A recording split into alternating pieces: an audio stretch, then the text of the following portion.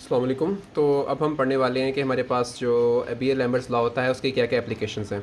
तो जो पहली एप्लीकेशन है वो है कि हम value of molar extinction coefficient determine कर सकते हैं। मोलर एक्सटिंक्शन कोएफिशिएंट जो हमने पढ़ा था ना, हमने इक्वेशन पढ़ी थी बी लैम्बर्ट लॉ की, A is equal to E C L, ये वाली इक्वेशन पढ़ी थी ना हमने।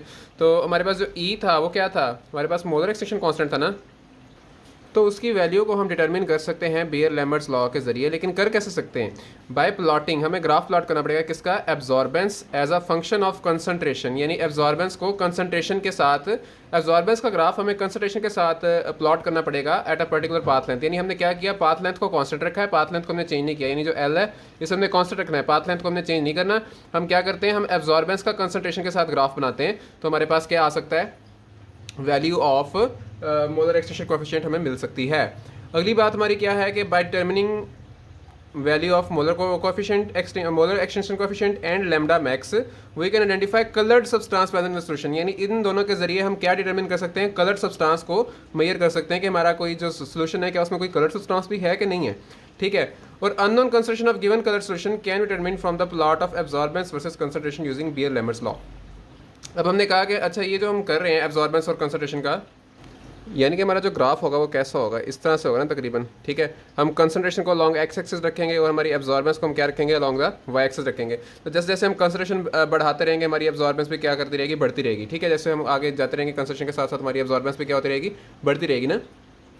तो हमने कहा कि हम किसी भी पॉइंट पे क्या कर सकते हैं, अननोन कंसंट्रेशन फाइंड कर सकते हैं। ठीक है। Unknown concentration of a given colour solution can B determined from the plot of absorbance versus concentration. इसके जरिए हम कहीं किसी भी पॉइंट पे अननोन कंसंट्रेशन भी फाइंड कर सकते हैं। ठीक है। अब हमने एप्लीकेशन में 3 एप्लीकेशन पढ़ी। पहली एप्लीकेशन ये है कि हम मोलर एक्सटेंशन कोएफिशिएंट को मेयर कर सकते हैं। कैसे मेयर कर सकते हैं? एब्जॉर्बेंस वर्सेस कंसंट्रेशन के ग्राफ से मेयर कर सकते हैं। उसके लिए हमें जो पाथ लेंथ होती है उसको हमने कांस्टेंट रखना होता है। दूसरी पॉइंट हमने क्या किया कि जब हमने मोलर एक्सटेंशन कांस्टेंट और लैम्डा मिल गया तो हमने कहा इसके जरिए हम कलर सब्सटेंस को भी डिटरमिन कर सकते हैं। अगली बात यह है कि हम अननोन कंसंट्रेशन भी डिटरमिन कर सकते हैं। तो ये हमारी ओवरऑल एप्लीकेशंस हो गई। अगली बात हम बात करते हैं लिमिटेशंस की, कि हमारे पास जो बियर लैम्बर्ट लॉ होता है ना, इसकी लिमिटेशंस भी होती हैं थोड़ी सी। अब इसकी लिमिटेशंस क्या होती हैं? लिमिटेशंस यानी कि जहाँ जहाँ पे ये लॉ अप्लाई नहीं हो सकता, यानी कि लिमिटेशंस इसकी डिसएडवांटेजेस कह सकते हैं कि हमारा जो बियर लैम्बर्ट लॉ का डिसएडवांटेज उसमें ये आ जाएगा कि हमारे पास only valid on monochromatic light, के जो हमारा बियर लैम्बर्ट लॉ है ये सिर्फ मोनोक्रोमेटिक लाइट के ऊपर ही काम करता है। ये मतलब अगर हमारे पास light of more than one direction वाली आ गई जो मोनोक्रोमेटिक लाइट नहीं होती, तो हमने कहा इस केस में हमारे पास बियर लैम्बर्ट लॉ काम नहीं करेगा, हमारा सिर्फ ये मोनोक्रोमेटिक लाइट पे ही काम करता है। अब ये एप्लीकेबल अंडर लो कंसंट्रेशन, ये किस पे काम करता है? सिर्फ लो कंसंट्रेशन पे काम करता है, where interaction between molecule is not taken into consideration. यानी कि हमारे पास जो बियर लैम्बर्ट लॉ है सिर्फ तभी जो वैलिड होता है जब हमारे पास जो कंसंट्रेशन ऑफ एब्जॉर्बिंग सब्सटेंस होती है ना वो क्या होती है, लो होती है।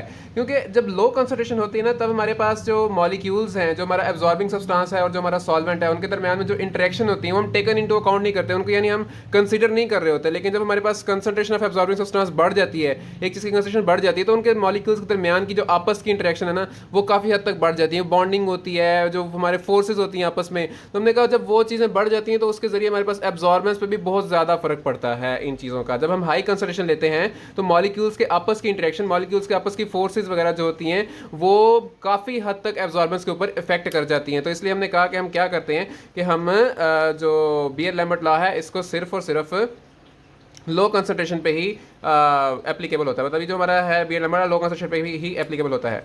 Invalid when radiations of very high intensity are used, और ये इसलिए भी इस काम पे भी इनवैलिड होता है कि अगर हम बहुत ज़्यादा हाई इंटेंसिटी की रेडिएशन का इस्तेमाल करते हैं तो उस केस में भी हमारा जो बियर लैम्बर्ट लॉ है वो क्या है, इनवैलिड होता है।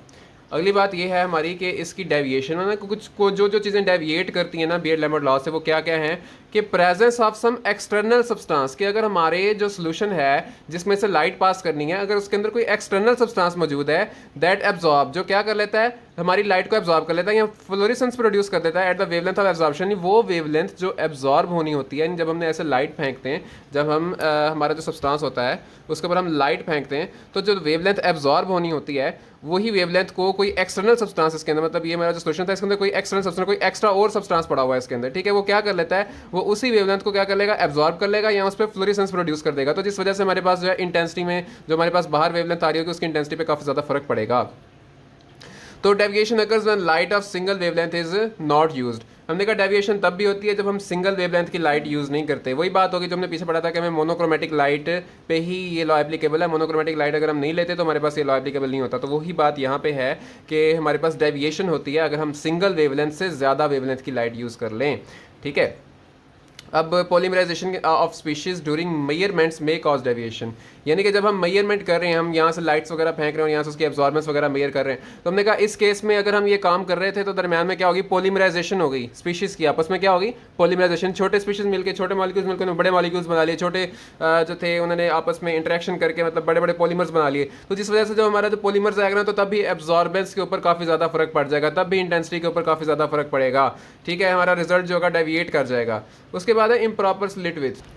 अब देखेंगे हमारे पास स्लिट विथ के ऊपर कैसे इफेक्ट होता है, स्लिट विथ से कैसे इफेक्ट होता है कि हमारा जो ये लाइट आ रही होती है, जो हमारी मोनोक्रोमेटिक लाइट आ रही होती है, तो ये कौन फेंक रहा होता है, ये हमारा एक मोनोक्रोमेटर फेंक रहा होता है। ठीक है, ये हमारा एक डिवाइस होती है जिसे मोनोक्रोमेटर कहते हैं। वो मोनोक्रोमेटर जो होता है ना, वो लाइट फेंक रहा होता है। अब उसके ना यहाँ पे स्लिट होती है जहाँ से लाइट निकल रही होती है। ठीक है, अब इस स्लिट की जो विड्थ होती है ना, ये बड़ा काम खराब करती है। ठीक है, कि अगर ये इम्प्रॉपर होगी तो हमारे पास रिजल्ट भी क्या होंगे, इम्प्रॉपर आएंगे।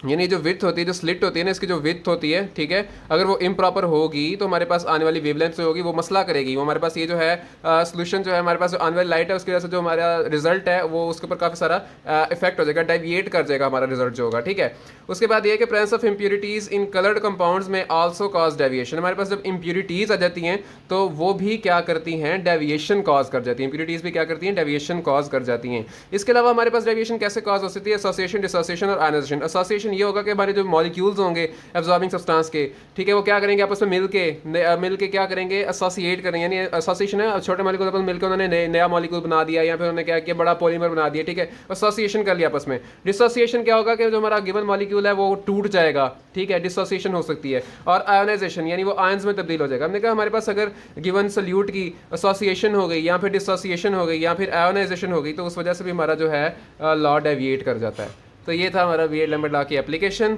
Limitation and deviation.